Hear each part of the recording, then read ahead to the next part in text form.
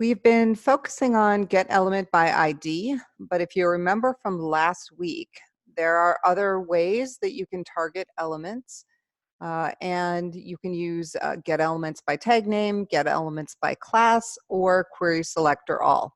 And all three of those methods return a node list because they will return multiple elements. If you want to target a specific element, you have to basically subscript into the node list. And you can use the DOM event properties with node lists. You just have to subscript in.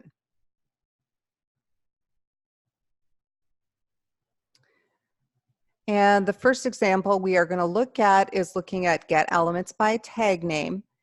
And if you look through the code, you're going to notice that none of the buttons have IDs. Because if you are using a node list, you don't really need IDs. Okay, you have to just subscript in. And then each button is registered to an anonymous function.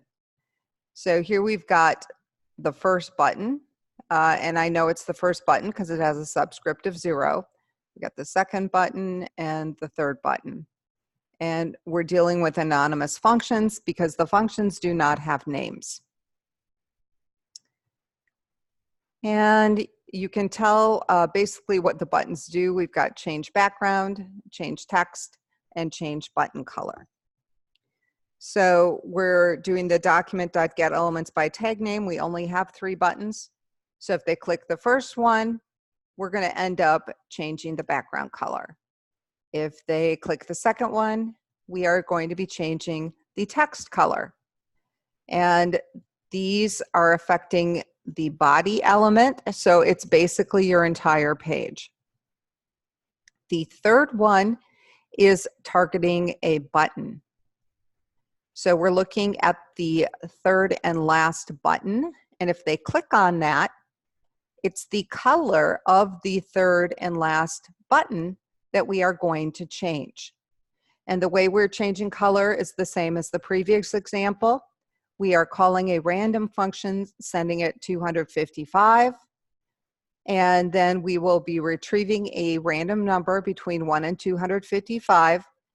And in the first position, that represents red. In the second position, it is green. And in the third position, it is blue. So we're going to take a look at this. And you'll notice, we click on that, we get a different background. And if I click on the text, the color changes. And if I click on change button color, that is the only thing I should see changing, that particular button. Now, query selector all basically does the same thing, but instead of using get elements by tag name, okay, we are going to be using query selector all. So we are going to be basically registering the buttons using query selector all. And then in the last one where we're actually changing the color, we're changing it using query selector all. So let's take a look at this one. So you can see that it's basically the same as the other one. And everywhere where we had the get elements by class, now we have query selector all. So it's just a different way of doing it. You'll notice that because it's a node list, just like the other one, the subscript numbers are the same.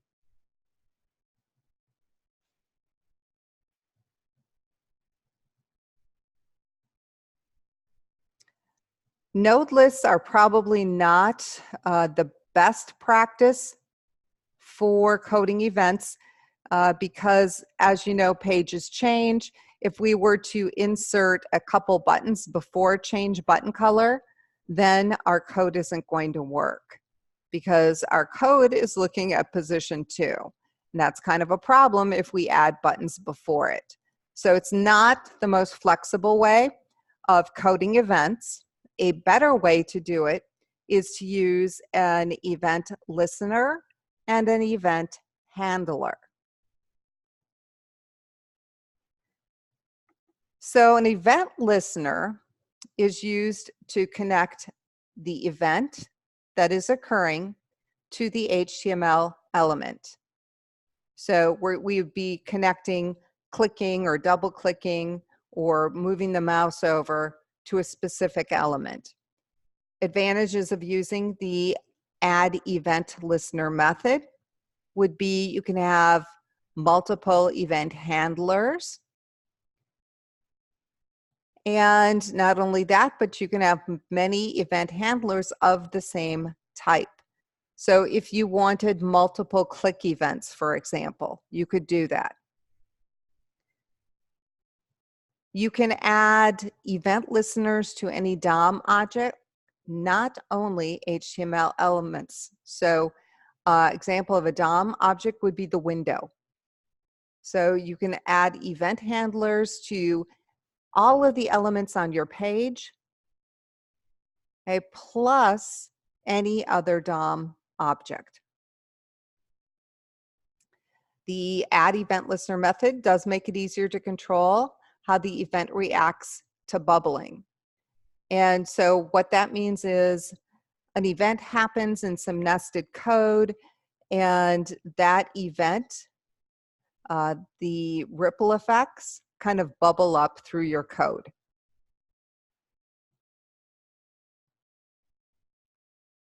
The add event listener method is separated from your HTML. That does allow for better readability. And you can add and remove event listeners fairly easily.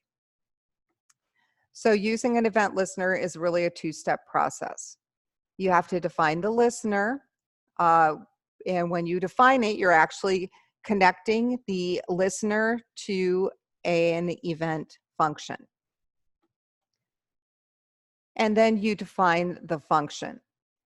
So the listener listens for whatever action the user is going to take, and it basically calls a function. The function itself is considered the event handler. Okay, so the function handles the event.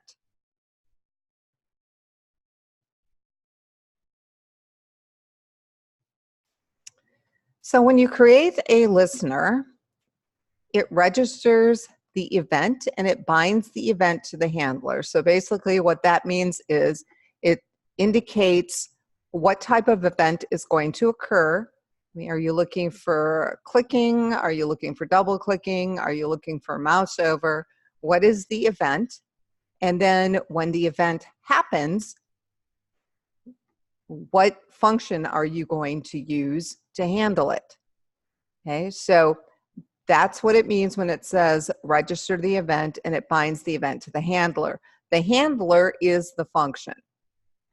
Okay, the way that you code this up is you have whatever your element is, dot add event listener, and then in parentheses, you're giving it the event. You're also going to indicate the function. Now the function can be a named function. You can also use anonymous functions here. The third part, use capture, is optional. It's either going to be true or false, and it's referring to how the event itself is captured. So there's two ways of capturing: event bubbling, which is the default, and event capturing. So event bubbling is the default because of the way we nest our HTML elements. And so when an event happens in a nesting element, kind of the ripple effect goes from that element outwards. And event capturing does the opposite. So instead of starting in your innermost event, it starts at the outermost event and it flows inward. So the default is for the bubbling. And if you do not want event bubbling, then you have to use false here. Okay, because event bubbling is the default, that corresponds to true. So if you have a lot of event handlers and listeners, and you've noticed that your program is running slow, you may want to try entering false instead of having it at the default of true. Okay, so event capturing may make it run faster. Okay, so it's worth a try if your page is running really slow because of all of the event handling.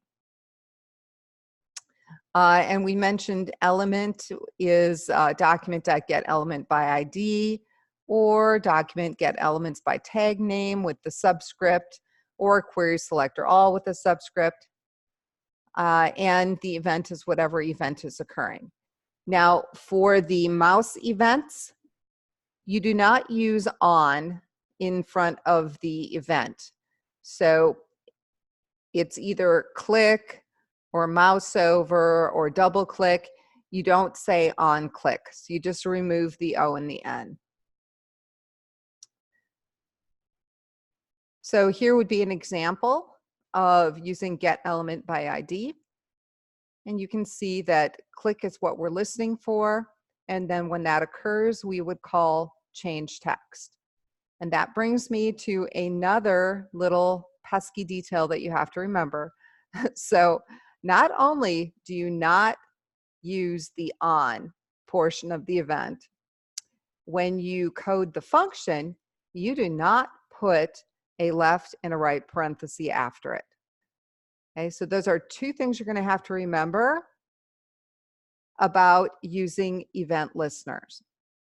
Okay, so you omit the on, and then when you have a named function, you do not put left and right parentheses in. It's probably the only time that you don't put those parentheses in. Okay, and I kind of emphasize that down here as well. So that is the event listener. And we've said that the event handler is the actual function itself. And that's pretty much coded like any other function. You have to use the function keyword followed by the name. And because this is an actual function, you do need to include the left and the right parenthesis, even if there's nothing being passed. Okay, and then you have all of the executable lines in the function and your closing brace. Okay, so in this little example, when they click on the very first button, change back is called, and that is the function that is executed. In this little example, when they click on the element that has an ID of back, okay, then change back is called. Okay, so here's tag name example, here's the ID example. Okay, same kind of thing as we were looking at before, it's just being done a little differently. So here we've got 3 different event listeners for buttons 0, 1, and 2. We're listening for click events on each of the buttons, and then you can see that they're calling different functions. And that was get elements by tag name using a node list. So this one, let me reload. So this one is basically the same thing, but we are using get element by ID, which is only for a single element. Okay, we still got the event listener, we still have the click event, and we're basically calling similar functions. Okay, the way these functions work is the same as the previous example, so the only difference is we're using get element by ID.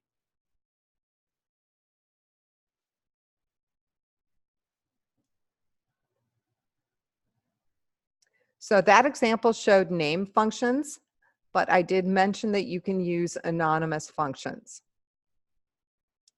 So with anonymous functions, the event listener and the function are all grouped together.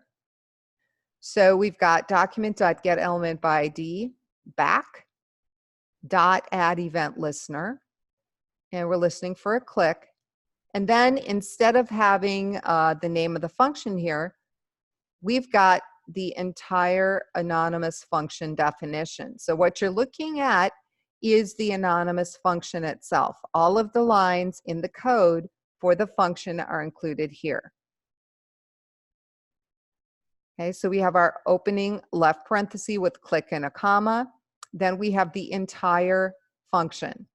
So in this case, we do have a left and a right parenthesis. We have an opening curly brace, all of the lines of the function, and a right curly brace. And then to end the line, because remember we had a left parenthesis here, okay, we still need to have the right parenthesis and a semicolon to end the line. So this next one is the same. We are looking at an element with an ID of text. We have an event listener connected to that. And when they click, it's going to run through this anonymous function. So the entire function is located here. Okay, and same with the third one. We have an ID of button color, waiting for them to click on the element with the ID. And when they do, it's going to run through all of the code in the function. And if you want to see that example live, I do have a link. It looks the same as everything else we've been looking at, right? But if you look at the page source, this is where you can see that we have the event listener with the anonymous function. And you might be thinking, well, how should I know? How do I know if I want to do an anonymous or a named function? So I would do a named function if I had other event listeners that were going to use the same code. Okay, then it makes sense to do a named function. If the code is never going to be used again, so if this little section of code is only going to be used with this particular event, then I would just do an anonymous function.